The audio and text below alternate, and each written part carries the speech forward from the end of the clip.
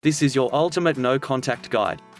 So, let's start this off by answering the question, does no contact really work? To answer your question, yes, 100% yes. If you're using the no contact rule to get over someone after a breakup, it does work. But, it depends if you do it correctly. Here's my story and some tips on how to use the no contact rule to its fullest potential. About 10 years ago I thought I found the love of my life in this girl that I thought I would spend the rest of my life with. We meet at one of my cousin's birthday parties and we just randomly started talking. That night led to me asking her out to the movies the next weekend, and that eventually led me to asking her to be my girlfriend. That's one of your most basic, how we meet stories, right? Well, it gets very interesting and depressing after that. After a few months of dating, I saw some red flags come up, like her still talking to her ex, having my cousins tell me they saw her out when she had told me she was at home, and even personally catching her with her ex. I know I should have ended things there, but I was just so blinded by love, I guess. We would fight over the things she would do behind my back, and she would just keep doing it over and over again. I couldn't let go. I thought she would change, and at that time I thought she was the best girl I could ever get. Over time I realized I was completely wrong. After 2 long, toxic, and wasted years with her, I finally used the no contact rule to break away from that relationship. Fast forward to present day, I have truly found the love of my life.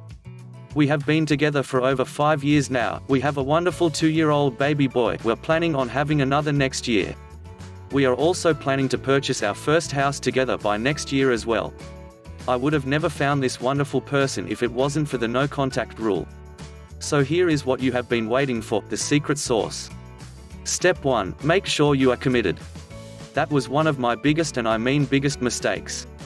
I would break up with her and stop talking to her for a couple of days. She would eventually start calling me telling me she was sorry, and I would fall for it and take her back. If I would have just stayed committed and just made it easier for me to ignore her, I wouldn't have wasted so much time in that awful relationship. So again, once you start, you don't go back, you finish it.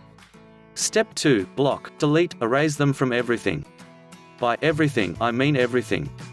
You don't want them trying to wiggle back into your life through text, Facebook, through your IG, etc. You have to wipe the slate clean of them ever being in your life.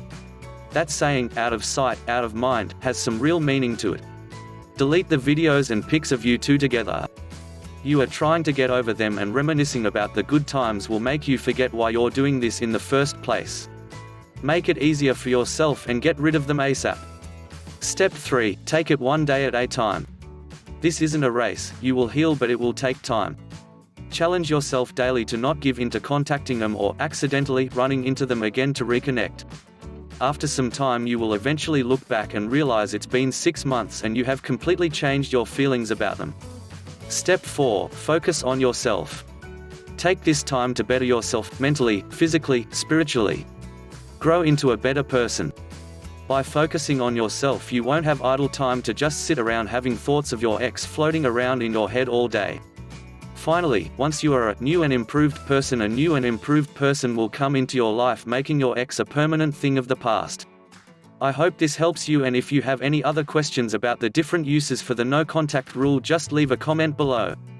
Also, if you have any other relationship questions or you just want to say hi, don't be shy to comment. Hit that subscribe button and leave a like. Thank you.